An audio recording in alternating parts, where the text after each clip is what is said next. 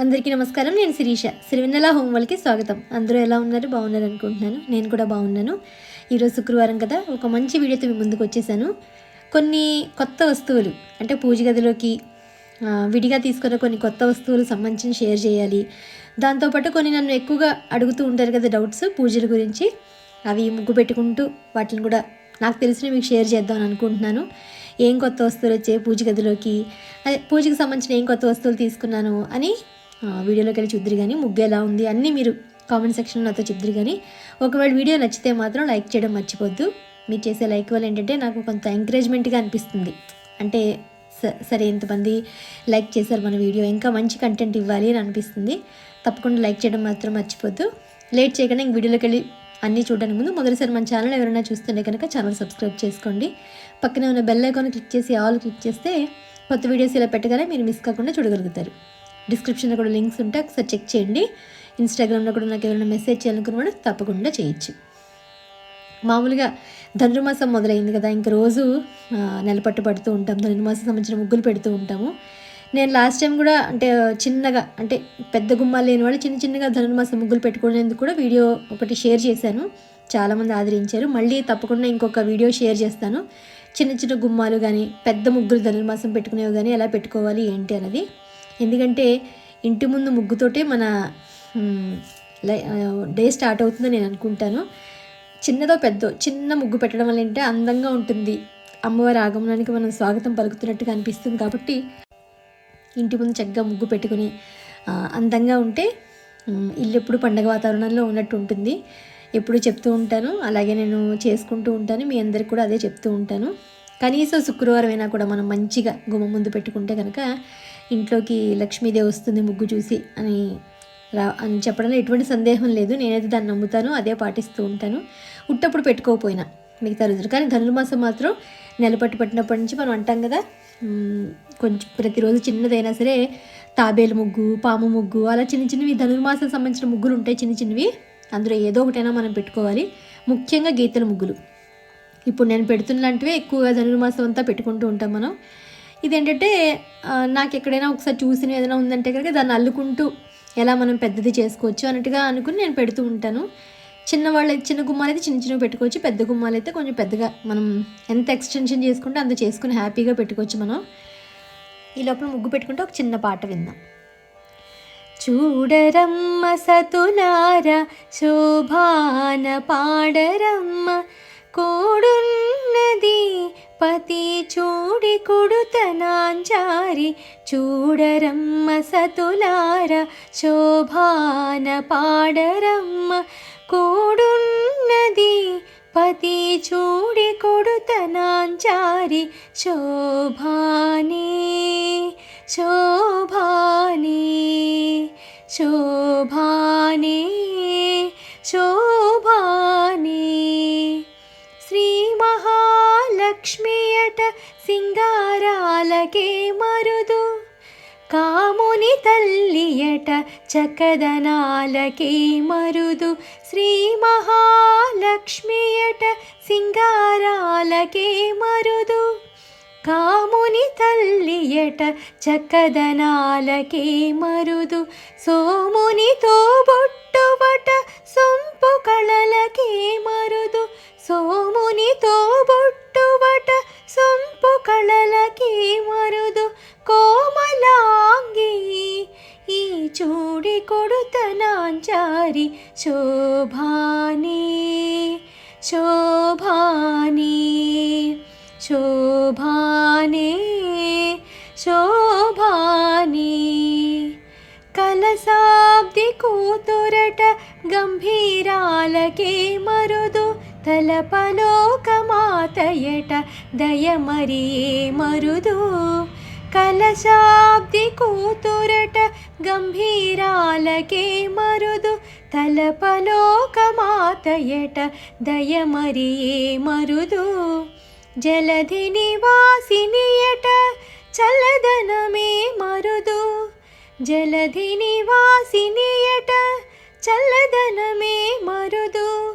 కొలది మీరా ఈ చూడి కొడుతనాంచారి, శోభానే శోభానే శోభానే శోభానే శోభానే అమరవందితయట అట్టే మహిమకే మరుదు అమృతము చుట్టమట ఆనందాలకే మరుదు అమరవందితయట అట్టే మహిమకే మరుదు అమృతము చుట్టమట ఆనందాలకే మరుదు తమితో శ్రీ వెంకటేశు తానే వచ్చి పెండ్లాడే తమితో శ్రీ వెంకటేశు తానే వచ్చి పెండ్లాడే కొమరి వయస్సు ఈ చూడి కొడుతనాంచారి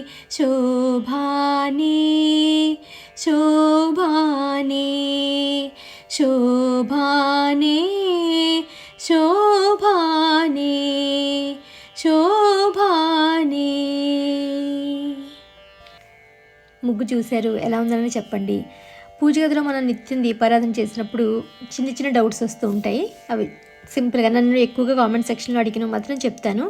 ప్రతిరోజు దీపపు కుందులు క్లీన్ చేయాలా దీపారాధనకి అంటారు. ఖచ్చితంగా ప్రతిరోజు మనం దీపారాధన కుందు క్లీన్ చేసుకున్న తర్వాతే మనం దీపారాధన చేసుకోవాలి. అదే ఉదయం సాయంత్రం చేస్తున్నప్పుడు మాత్రం ఉదయం పెట్టిన వాటిలో సాయంత్రం పెట్టుకోవచ్చు. ఒత్తులు అవి తీసేసి మళ్ళీ కొత్త నూనె అవి వేసి కుందు కడగనవసరం లేదు. కానీ దీపారాధన అందులోనే చేసుకోవచ్చు. కానీ విడిగా ప్రతిరోజు చేసుకుంటే మాత్రం ఖచ్చితంగా క్లీన్ చేసుకుని పెట్టుకోవాలి. శుక్రవారం క్లీన్ చేయొచ్చు అంటున్నారు. క్లీన్ చేసుకోవడానికి వారంతో ఏమీ ఇబ్బంది లేదు. చక్కగా క్లీన్ చేసుకుని మళ్ళీ అంత కొత్త దానిలాగా అమ్మవారిని కామాక్షి దీపాన్ని కానీ కుందులు కానీ క్లీన్ చేసుకుని మళ్ళీ మనం బొట్లు పెట్టుకొని చక్కగా పెట్టుకోవచ్చు. అలాగే మాలిన్యం, పూజ గదిలో ఉండే మాలిన్యం కూడా ఏ రోజుకి ఆ రోజు శుభ్రం చేసి ఎవరు తొక్కని చోట మొక్కల్లో కానీ లేకపోతే ఒక చోట ఎక్కడైనా స్టోర్ చేసుకుని పారే నదిలో కానీ మనం ఎక్కడైనా కూడా వేసేయచ్చు. అలాగే పూజ గదిని కూడా ప్రతిరోజు క్రమం తప్పకుండా మనం తడిబట్ట పెట్టుకోవాలి. అంటే క్లీన్ చేసుకోవడం మాత్రం కంపల్సరీ చేసుకోవాలి. ఇంటిని ఎలాగో ఇంటికన్నా ముందు పూజ గదిని ఖచ్చితంగా శుభ్రం చేసి అప్పుడు మనం దీపారాధన అవి చేసుకోవాలి. కింద ఆసనం లేకుండా కూర్చోకూడదు. ఆసనం వేసుకుని ఇప్పుడు మామూలుగా ప్రతిరోజు కాబట్టి పంచోపచార పూజ కింద మనం చక్కగా చేసుకోవచ్చు. అలాగే రాగి చెంబులో డైలీ నీళ్లు మార్చాలా, రోజు పెట్టుకోవాలని అడుగుతున్నారు. నేనైతే ప్రతి శుక్రవారం మాత్రమే పెట్టుకుంటాను. మిగతా రోజులని అలా ఉంచేస్తాను. శుక్రవారం మాత్రం, లేకపోతే గురువారమే తీసి శుభ్రంగా చెంబును మళ్ళీ క్లీన్ చేసేసుకుని శుక్రవారం ఉదయం మళ్ళీ బొట్లు ఏమైనా ఉంటే పెట్టుకుని నీళ్లు పోసి మళ్ళీ నానం పసుపు కుంకుమ గంధం వేసుకుని పువ్వు పెట్టుకుని శుక్రవారం మాత్రం పెట్టుకుంటాను. అది ఎవరిష్ట ప్రకారం వాళ్ళు పెట్టుకోవచ్చు. శుక్రవారం అయినా పెట్టుకోవచ్చు, లేకపోతే మంగళవారం శుక్రవారం అయినా పెట్టుకోవచ్చు. అలాగే అన్నపూర్ణాదేవిని మనం కిచెన్లో పెట్టుకున్నప్పుడు నాన్ వెజ్ అది వండొచ్చా అక్క అని అడుగుతున్నారు. అంటే ఇప్పుడు దేవుడి గదిలో ఉన్నా కూడా మనం నాన్ వెజ్ వండుకుని తింటాం. అంటే భగవంతుడు ఎక్కడైనా ఉండి చూస్తారు. ప్రత్యేకించి ఆవిడ ఎదురుకుండా ఉంటేనే చూస్తారు, ఇంకొక చోట పెడితే చూడరాని కాదు. మన ఇండ్లు మొత్తంలో మన దేవుడి గది కూడా ఉంటుంది, అక్కడైనా అమ్మవారు చూస్తారు. కాబట్టి కిచెన్లో పెట్టుకున్న తప్పులేదు. ఎందుకంటే అది మీకు అలవాటు ప్రకారం తినేదే తప్ప ప్రత్యేకించి కాదు. కాబట్టి దానికేం నేను పెట్టుకోకూడదని ఏం చెప్పను. కానీ కొంచెం శుచిగా అమ్మవారిని ఆ టైంలో మాత్రం ముట్టుకోకుండా, నాన్ వెజ్ వండుతున్నప్పుడు ముట్టుకోకుండా ఉండి దూరంగా మనకున్నా పర్వాలేదు, లేకపోతే బియ్యం డ్రమ్లో పెట్టుకున్నా పర్వాలేదు. అదేం తప్పు కాదు. అంటే నాన్ వెజ్ వండుతున్నప్పుడు అమ్మవారు అక్కడ ఉండడం తప్పు కాదా అంటే ముట్టుకోకుండా శుచిగా ఉన్నంతసేపు తప్పేం కాదు. అమ్మవారు అక్కడ కూడా చూస్తూ ఉంటారు, ఎక్కడున్నా చూస్తూ ఉంటారు అంతే ఆవిడ. మనం ఆ భావన ఉంటే చాలు, భయంతో కాకుండా భక్తితో ఉంటే చాలు. ఇవి నాకు తెలిసి ముఖ్యంగా ఎప్పుడు అడిగే చిన్న చిన్న క్వశ్చన్స్. కొత్తది వస్తువు అని చెప్పాను కదా, చిన్న తులసి కూడా తెచ్చుకున్నాను బయటికి వెళ్ళినప్పుడు నిన్న. నాకు ఎంత బుజ్జిగా అనిపించింది అంటే, ఎందుకంటే పెరటి సైడు దేవతా వృక్షాల కింద తులసి మొక్క, మారేడు దళము, అలాగే ఉసిరి పెట్టుకున్నాను. పూజ చేసుకుంటూ ఉంటాను. నాకు వీధిలో ముగ్గు పెట్టినప్పుడు కూడా ఒక చిన్న తులసి మొక్క పెట్టుకోవాలి అని అనిపించింది.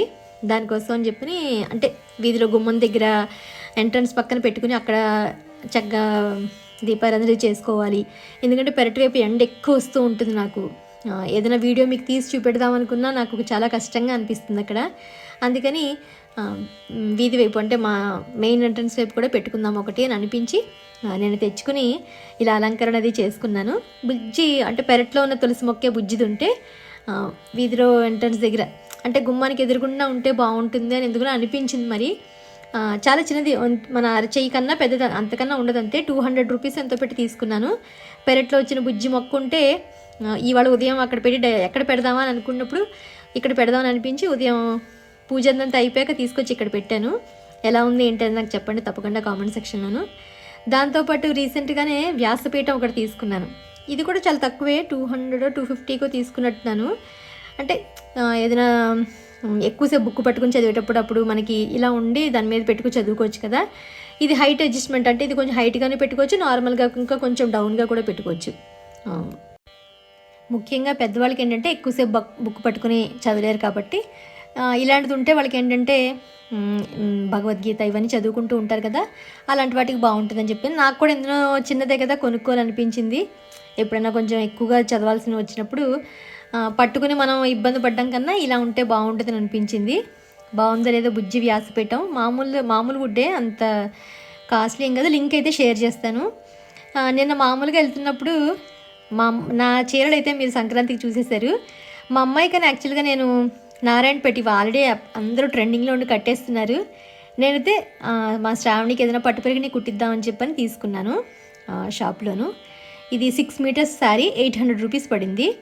సో మా అమ్మాయికి కుట్టించే ముందు నేను ఒకసారి కట్టుకుని కుట్టించిన దానికే ఆలోచిస్తున్నాను. ఏమో చూడాలి. కానీ మంచి బ్లూ కలర్కి పింక్ కలర్ కాంబినేషన్ వచ్చింది, చాలా బాగుంది శారీ అయితే. కానీ బిగ్ బోర్డర్ చూడాలి మరి. శ్రావణికి అయితే మంచిగా పరిగిణి కుడదాం నేనే అని అనుకుంటున్నాను. ఇవి కొత్త వస్తువులు. ఈరోజు పూజ, అమ్మవారి అలంకరణ. ఇవాళ చామంతులు తమలపాకులు ఇంట్లో అన్నీ కోసి చేశాను. ఎలా ఉంది ముగ్గు, ఎలా ఉంది పూజ అలంకరణ, ఎలా ఉంది మా బుజ్జి తులసికోట, ఎలా ఉంది శారీ, ఎలా ఉంది వ్యాసపీఠం, ఎలా ఉంది అని తప్పకుండా అందరూ నా కామెంట్ సెక్షన్లో తెలియజేస్తారు అనుకుంటున్నాను. మళ్ళీ ఒక ఇంట్రెస్టింగ్ వీడియోతో మిమ్మల్ని అందరినీ కలుస్తాను. అంత